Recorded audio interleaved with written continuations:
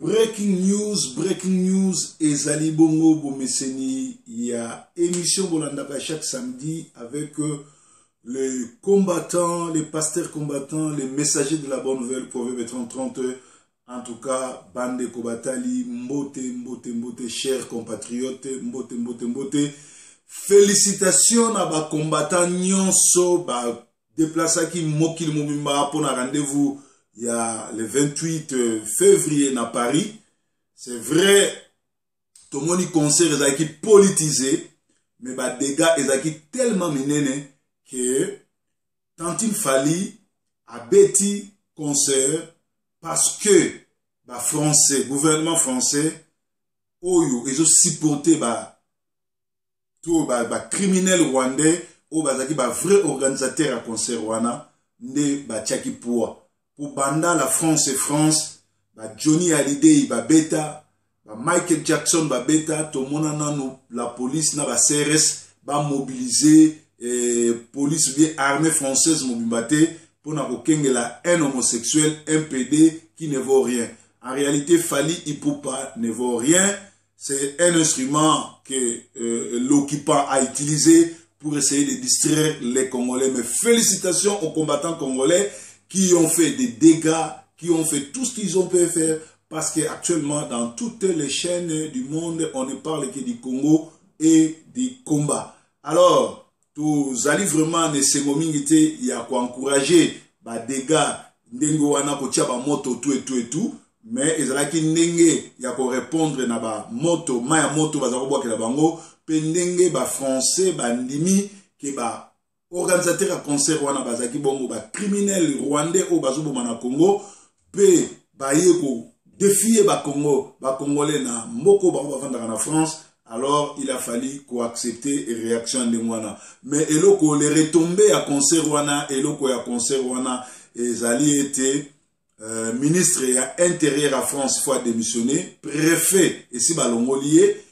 continuer surtout à la police au kanga bango. Parce que normalement, il faut autoriser concert wanate pour baïba qui ba dégâts écosalama.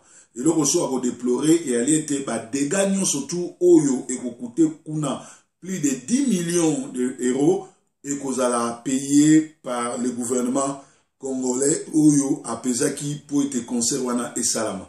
Alors, félicitations à nos combattants. Nanyo surtout au sali. Notre noir est là tout se concentre qui mingi na libanda ya Bercy, or que libanda Bercy vous savez que vidéo bino mo pesi policier maele encercla qui combattant moyen to batumba biloko ya lagité bosana ki eloko moko na yako benga na retard na moko ya to bazaki kuna moyen tout temps akombo ezate pour to solo la to pesa na conseil. Il a fallu travailler sur eloko il y a l'idée sous ezakana kati l'idée c'est-à-dire na kati ya batoyo bakotaki concert fallait 10 combattants ou 15 combattants bafuta ba billet travailler concert na kati ya salle donc na kati ya Bercy batia ba binwana donc batia ba poubelle moto ce qui moto pelaki na kati ya salle à Bercy en tout cas automatiquement concert ngaki kata na ba évacuer bato meloko za solo ba français ba décider concert à mon côté à la France, il y a des Congolais qui ont en France. Donc, Fali à sepelité, à Gogo sepelaté, à Gogo Lobaté qui a passé en force, mais Fali à se crucifier parce que, parce que, criminel rwandais, si monsieur touche, à Gobeta sous jamais en France. Ce qui tembe, à Beta qui le 28, boy sabso, à Gobeta sous camp en France, tout en Europe. Donc, à bousiller carrière naïe, si monsieur touche,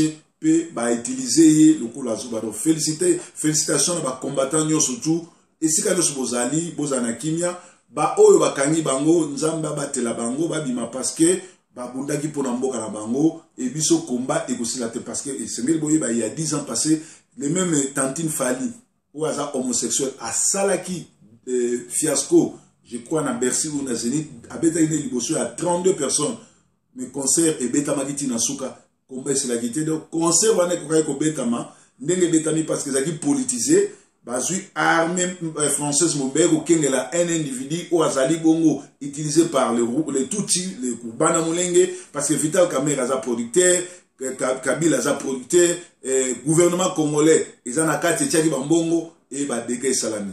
Donc toujours les sons peut te féliciter banamboka surtout parce que la télévision monde tout ezolobela Congo. Donc vive les combattants, vive le Congo, la lutte continue. Donc combat eza ingeta bina filé, félicitations. Et donc on dit to retenir que bat lokola ba Zakari ba baba se baza ba imoro bazali ba garçon moko o baza ba envoûté ba lukaka ko créer ba buzz ko lukaka ko en actualité même azate ndenga za na France wana bo lukaka boliaye. Parce que ce sont des gens qui se disent qu'ils sont des intellectuels, mais qui sont corrompus et qui n'ont pas l'amour de leur patrie. Troisièmement, ezali na ba chaîne oyo ya ba YouTube oyo emetaka. Soki omonaki chaîne moko bino bokanisaka eza ba combattant et transmettre concert wana ya buzoba bande ti suka bolanda yango sute parce que eza ennemi ya Congo. Ba chaîne ya combat et suka kaka na kolakisa ndenge nini bras de fer elaki entre ba combattants, la police na ba idiot bolimbisanga ba idiot ba incivique oyo na longoli komba ba idiot na tie ba incivique oyo ba apatride oyo ba kendeki kokota concert pour ba lokama esuka ki wana mais oyo moni aketi na kolekisa concert wana live tine bandeti suka azali bongo ennemi ya Congo pe to ko autorisaka ba congolais sous-souté ba combattants bolandaka bato ya ndenge wana baza ba incivique. Tokoti siko na muzindo ya basango ya Congo nazongeli bino parce que nazalaki na matanga donc na faire moi oyo na matanga ekoki kosila te mais na panzi matanga nazo continuer kolela sans matanga parce que ko perdre maman okokendaka nango vie na yo mobimati mukolo okokufa ba remplacer maman te ba remplacer yaya te ba remplacer papa te so ko perdre maman okosenti vide monene na kati na yo pe so za makasi te o se ressaisir te. Merci na batono surtout à travers le monde ba oyo ba yaki ko consoler na ko lelananga nzamenanga amona bino. Alors mabe koti mabe uti kokota le système autrement dit privé commence à éliminer tous les témoins après l'empoisonnement des Redoc du Kasaï dossier Kamouinan Sampou. Maintenant c'est le tour du Rwandais Delphin Kayimbi, ami personnel de Kanambe, cerveau moteur de plusieurs dossiers sales, à qui les prochains tours, il se pourrait que les prochains tours, ça sera le général Mundos, qui est déjà convoqué à comparaître à Kinshasa, ou le général Numbi, ou le général Tango Fort, on ne sait pas qui sera les prochains. Tango Yangoyo, Mwana na Mwana, Abandiko Bendana. Alors, tout ce qu'on a,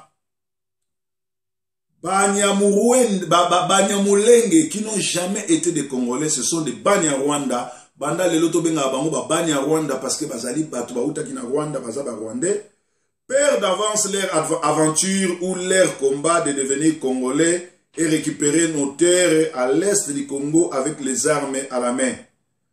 Balingi ba balkaniser mboka, ba kokoka ko balkaniser mboka te. D'ailleurs, bomoni bien programme il y a 100 jours. Il y a président de la République et dit l'arrestation de voleurs qui ont détourné des millions alloués pour des travaux de sons de moutons. Il y a un Américain qui est arrêté, un Libanais, un Juif, je crois, qui sont arrêtés. Bientôt, ça sera M. Kamere d'Irecap et c'est lui l'instigateur de tous ces détournements. Il sera arrêté. Pourquoi il y a eu tous ces détournements? Parce que Kabila Oyo, Tshisekedi a commissionné partenaire naye, a travaillé, basala ba réunion, a préparé ba groupe naye à FCC, ba simbisa Tshisekedi touche, ba bimisa ye muyibi, ba bimisa ye incompétent, bomoni même atindi ba Nyamulenge ba kota na campus ba bandoyemba, Kabila désir, c'est-à-dire to lembi ote zonga. Kabila azo rêvé, azo kanisaka que un jour, a zonga président. Or, Kabila a tikalaka de sous jamais kozonga président. Kabila azo kendoana ou ce pays ou liwa ou ebembenaye ozala traîner na Kinshasa. Alors Kabila ebembe elengi enani ndoto na yo ekolata elambate. Alors pourquoi les États-Unis d'Amérique et l'Union africaine menacent le Rwandais Kabila et ses troupes rwandais infiltrées dans notre armée au lieu de les arrêter? Bomoni Mikolo Otoleka Mark Pam, ambassadeur à Angleterre, représentant chargé à ONU, à sécurité à ONU, ya OIA, ya Union africaine, ya WAP, bazo kende komona Kabila bazo kende koyebisa ye abima na Congo ye na ba troupe na ye nyonso Rwandais baswa diza Banyamulenge oyo ezali bongo Ruberwa Kamere batu wana nyonso tu ba bande ya ba criminel wana nyonso tu oyo bazolinga kobotola mabele na biso et ba américain ba ebi bien que Kabila azali bongo danger pour na intégrité ya Amérique pour na sécurité des États-Unis parce que azoteka uranium azoteka coltan azoteka ba matière première ya Congo na ba ennemi ya Amérique ba syrien ba chinois ba russe na ba ekolo mususu oyo eza na guerre ba coréen na ba américain ole batie maboko ndenge baboma po baboma Mzee Kabila le vrai Kabila il a fallu à l'Amérique 2 semaines ya réunion pour baboma. Alors pourquoi ce que Kabila oyo azali Kanambe un Rwandais un Tutsi Rwandais oyo ayaki na mission pour na balkaniser Congo esimbité oyo a infiltré bande kone ba Rwandais na ba service no surtout ya Congo ba yibi ba botoli ba bomi ba société tout ba yibi ba mbongo ya Jekamine tout boyebi ba dégâts oyo yu masali olie ba kangaye na ba Rwandais oyo bazotia insécurité na l'est bazo kende ko bondela ye ko banda ko dolote ye abima na malembe et pourtant fallait ba kangaye ba libérer ba tchemba la moko na boloko. Pourquoi bazo sala biloko ndenge wana? Alors ezali pasi de l'autre côté ya Kamere bazo sala tout ba saboter ba action nyonso ya kitoko oyo président nommé Fati aza osala pona Congo pote ba Congolais ba ina Tshisekedi Kabina azo bosanake aza sous présidenté pe akozonga sous présidenté. Donc Fati azo dissoudre parlement ako dissoudre FCC et kokufa pe ba Rwandais tout bako palangana. Donc RDC et kozonga na 11 provinces mukuna o bozomona azo parler sur éveil patriotique ba américain batindie akozala pe moko aza coaché par les américains pe akozala membre ya parlement wana pour na changer ba chose. Alors eloko ni tozo senga na IDPS au lebotia ba parlementaire na bino debout ba sala ka ba discours ya ba dialogue ko bandila ngale ba se rassembler ka banda tonti pourquoi ekozala malamu bo affilier bango et pas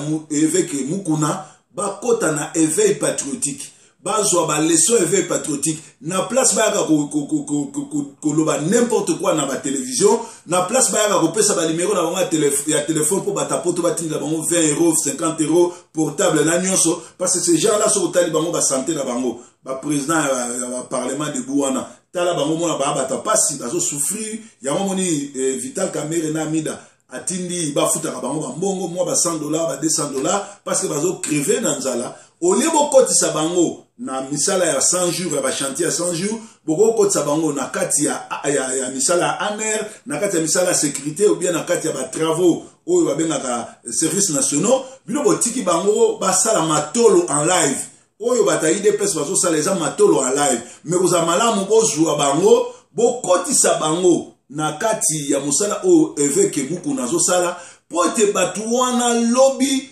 tango modo de kopesama ba kende tina kinga kati ko benga na Kabila ba banda ko kanga ba Rwandais o batondi na Gombe enfin que histoire on est ici là. Alors nyoso tezo salama ezali bongo mawa mingi. Alors tout mon agiete Bercy ya fali ya qui politiser. Pourquoi il a politisé? Parce que ba français bazana pour ça ya moi kozala na moi nini kozwa moi coltan kozwa moi uranium oyo ba Rwandais Kagame a promettre bango yango moni ba bimisi ba bicep ba bimisi armée mobimba pour protéger un individu un homosexuel MPD abeta me kombe kufite kombe zo continuer. Alors makambo salami na liwa ya Delphin Kaimba bino oyo bolobi bozali ba combattant bozali ba chroniqueur bozala na poto bopesa information vrai ce monsieur là n'est pas congolais c'est un Tutsi Rwandais oyo azali numéro 2 et mutu abomiye eza Kabila. Pourquoi Kabila abomiye?